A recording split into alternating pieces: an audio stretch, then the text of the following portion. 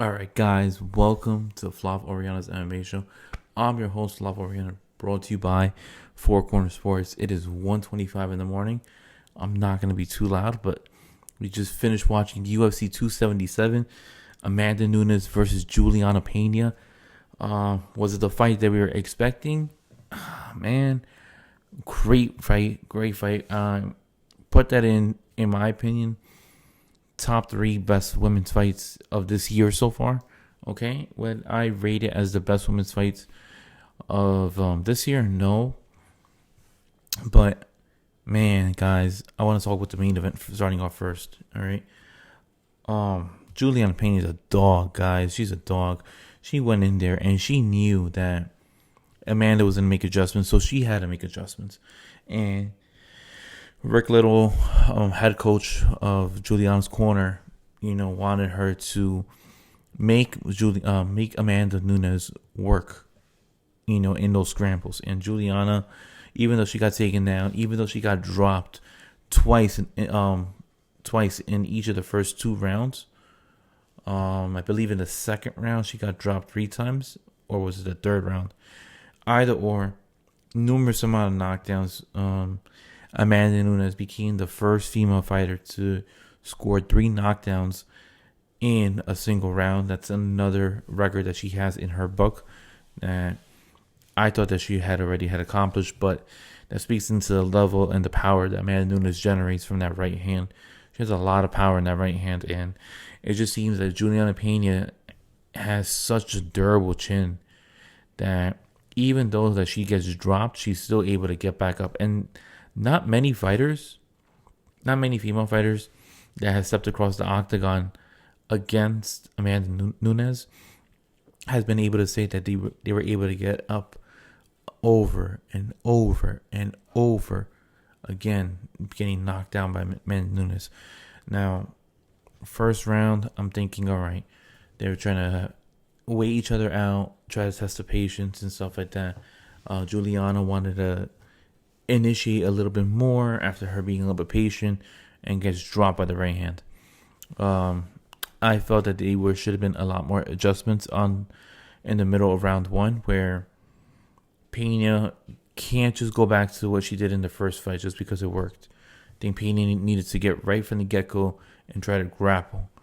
You want to try to exhaust Amanda Nunes. What ended up happening in the first fight, you were able to grapple, and you were, even though she was on the bottom, there was exchanges being made, forcing Amanda to keep up with the transitions that Juliana was doing in round one. And that was in the first fight, and which led to round two, into that slugfest, causing Amanda to load up a lot on her punches and then allowing her to exhaust out. Juliana winning the better of the exchanges, takes her down, submits her, right? That's what happened in the first fight. Didn't happen. Amanda took a very precautionary approach. She was very precise, and she was very accurate on her punches, allowing Juliana to open up and then catching her with a sneaky right hook that was dropping her left and right in round two, dropping her multiple times, causing a 10-8 round. And I scored as a 10-8 round, all right? Overall, in rounds 3, 4, and 5, you got to see Juliana utilize more of her submissions, right? Her submission attempts. And at one point in round 4, I did think that Juliana did have that armbar fully locked, and she was yanking and pulling. But I believe that the sweat, the blood that Juliana ended up taking, and that was just dripping all over her face into her arms. I think all the moisture after so many transitions that they were having on the ground game, I think that's what allowed Amanda to slip out. I did realize one thing: Juliana was holding onto that glove. She can't be doing that type of stuff. I know that you're trying to get leverage. I understand that it's probably your hands are slippering and stuff like that. Avoid grabbing the glove. Come on. You're not Tim Elliott, all right? Tim Elliott is the only person I know that grabs onto the glove to try to cheat. Don't try to cheat, Juliana. I get it. And she was phenomenal even in a loss. I think her stock rose. Amanda, what I was very impressed was just that her cardio. Right, she said she didn't do cardio in her first training camp against Juliana. She was able to implement more cardio into this one. So we were able to see that she was able to last all 5 rounds. I honestly saw a very similar game plan that Amanda carried from her fight against GDR Dream to Randomy, where she was going to try to grapple. And even though Amanda was getting the better of the exchanges on the striking department, I just think that Juliana was going to just keep on bum rushing forward, applying pressure, and causing Amanda to get tired. And I believe that Amanda and her crew did not want to fall back into the same mistakes that they had in the first fight. So great adjustments by both ladies, but Amanda Nunes retains her title. She is the double champ. She is a 2-time reigning bantamweight champion. And she says she wants to take some time. I have a big problem with that because if it wasn't for Julianna Pena, who was she going to defend the title against? Because she has been holding that division stagnant for 2 years, and then it takes Juliana to call her out, and they were going to have the bantamweight, the women's bantamweight title. The last time that Amanda has defended the belt against somebody not named Juliana was in UFC 245 2 years ago, right? So I'm very interested. How long is Amanda willing to take time off? Are we going to see her in December, or are we going to see her, let's say, like in March of 2023? That's the biggest thing that I'm willing to. I would really want to know, what is it going to be time off meaning for Amanda Nunes. As for Julianna Pena, she did get cut up on the hairline. She did get a whole bunch of bumps on the forehead, eating so many elbows. I think it's only fair that you have Amanda Nunes and Julianna Pena run it back for the third time to settle the score, to see who is the best lady at 135. Juliana, won the first fight. Amanda won the second fight. Juliana did show that there is a pattern. There is a way on how to defeat Amanda Nunes and how to get her exhausted, and which will give you a fighting chance to defeat Amanda. And she showed it tonight. All right. She was very close on a couple of submission attempts in order for her to retain her title, but she was unsuccessful. I think the fight to make is Amanda versus Juliana Part 3. Moving on to the co-main event. Oh, man, I was so happy that we got to experience this co-main event. Kai Kara-France versus Brandon Moreno. Kai Kara-France, last time we saw him was against Askar Askarov at UFC Columbus, Ohio, which he ended up getting the victory. He got to face Brandon Moreno, who lost the belt to Deiveson Figueiredo, who was in attendance wanting to see the fight between Moreno versus Kai Kara-France.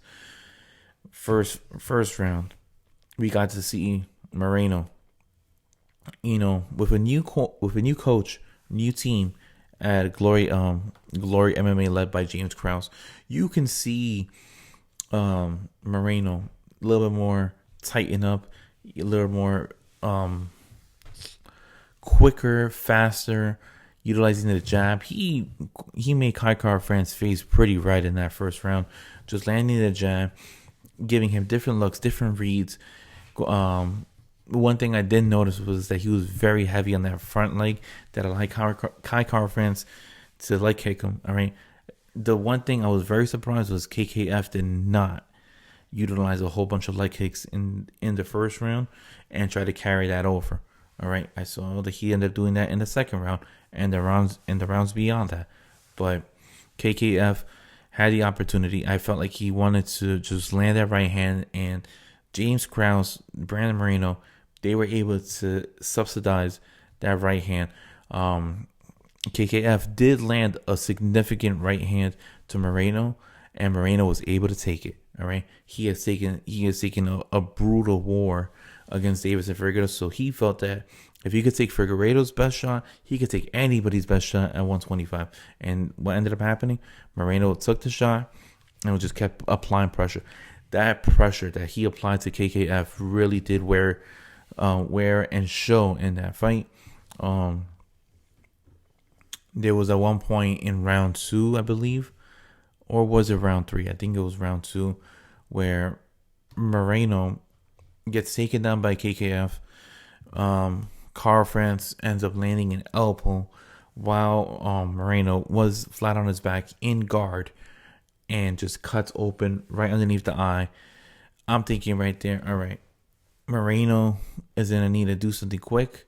He fights out of character. He has that machismo, okay, and Moreno gets caught with the leg kicks, gets caught with some punches that normally he evades, and I'm like, all right, KKF takes this round. Round 3, this is where it gets interesting. They start scrambling around, not scrambling around. They start trying to get the better of each other. Moreno just throwing feints, trying to see if KKF is gonna fall for it. All right, that didn't happen. Just jabbing, point fighting here and there, right? And what ends up happening, Moreno lands a beautiful leg kick. I'm sorry, he landed a beautiful body kick to Carl France, right in the liver, causing Carl France to fall. I'm thinking to myself, wow, what ended up happening up here? Carl France falls down to the floor, and then Moreno just starts wailing punches left and right, causing what's it called, Carl France to cover up, and we have not a new, but we have an interim title winner, right? And his name is Brandon, the baby assassin Moreno.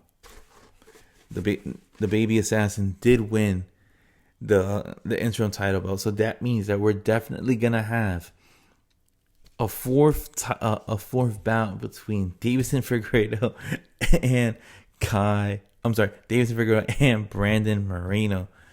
Oh my God, it was beautiful. I love that I saw Deiveson Figueiredo come out from the stands into the octagon, all right, and said that, you know what, I fought Moreno in his backyard, fought him in Phoenix, fought him in LA, all right. That's where you're gonna have a lot of Mexicans coming in and supporting their own. Figueiredo wants to fight Moreno in his backyard in Rio de Janeiro, Brazil. I want to see that fight. I had been hearing that the UFC does want to go back to Brazil. Will it happen this year? It is most likely not going to happen this year. I'm pretty sure the UFC is going to end up going to Brazil in January. If that's the case, I'm all for having the fourth fight in January. Figueiredo versus Moreno, part 4. And this is to settle the stakes. This is to see who is the best flyweight in the world. First fight, we got a draw. Second fight, Moreno wins by submission. Third fight, it was a split decision. I would have given it to Moreno, but I completely understand why they gave it to Figueiredo. And the fourth fight, whoever wins this fight, no excuses whatsoever. This will settle the score, and after that, this will close a beautiful chapter in the flyweight division that we've been wanting to have for quite some time. All right, so there you guys have it. Deiveson Figueiredo, your interim flyweight champion. All right, and he will face Deiveson Figueiredo in Brazil. Whenever that is going to be made. All right, can't wait for that to happen. All right, so that Sobrano comes off. Now we had a heavyweight bout: Derek Lewis versus Sergey Pavlovich. Man, oh man, I had a bet on Sergey Pavlovich. I had him actually in a parlay, which included Magomed Ankalaev. It included Alexander Pantoja, it included Sergey Pavlovich, it included Kai France, and Amanda Nunes. Right, would have let that rock. It would have not been very favorable in my matchup because of the fact I just said Moreno won. But Sergey Pavlovich goes in to Dallas, Texas, faces Derek Lewis, the hometown favorite. All right, well, home state favorite, and Pavlovich just puts it upon him. It's just a slugfest for 55 seconds. This is what heavyweights do, guys.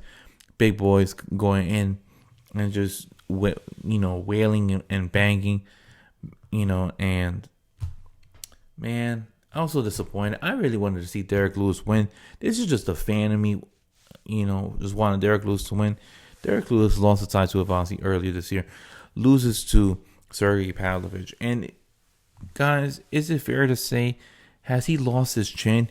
Is he not able to take a punch with these heavyweights just because he's been dropped? We normally don't see Derek Lewis get dropped the way that he did. He did protest that stoppage by Dan Miragliotta, all right? And I fully agree with that. But he was getting hurt. He was getting drilled, all right? I think if Big Dan wasn't there, Sergey would have probably just wheeled in and just dropped him again and then went for the kill, all right? Overall, the thing is we got to ask is, what's next for Derek Lewis? Because Sergey Pavlovich looks like he is going to be squeezing himself inside the top 6, all right? Trying to get closer and closer for a title shot. Derek Lewis, what's his pathway? Like, what does he have to do? Is it time to run back the Alexander Volkov, Derek Lewis rematch? All right, we saw that happen before.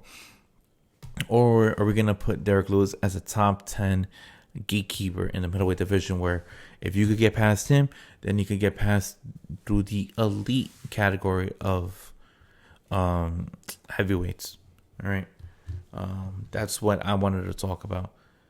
And yeah, Alexander Pantoja gets a rear naked chokehold on Alex Perez. Alex Perez hasn't fought since he lost to Davidson Figueiredo in November of 2020. So it's been almost 2 years. And then Magomed Ankalaev defeats Anthony Smith by TKO via punches. It does appear that Anthony Smith did break his leg, which is very unfortunate because I do like Anthony Smith. In the prelims, we had Moreno defeating Matthew Semmelsberger. We had Drew Dober defeating Rafael Alves. We had Michael Morales defeating Adam Fugit. Who else? Jocelyn Edwards gets a victory in her matchup. Hamdi ends up defeating Dontel Mays. So overall, decent card. Prelims were okay. Main card really did, was phenomenal. From the Magomed Ankalaev fight all the way to the main event. The main event, in my opinion, is Fight of the Night. If you guys didn't watch UFC 277, I fully recommend you guys to watch it. Overall, I was pretty satisfied with the card. All right, pretty stacked main card. Prelims were decent. Main event, it honestly was just the best fight on the card, in my opinion. And that's all I gotta say. Until then, guys, thank you for tuning in to Flavo Orellana's MMA show. This was the recap for UFC 277. And until then, guys, I will see you guys later. Peace, guys, and have a good one. See ya.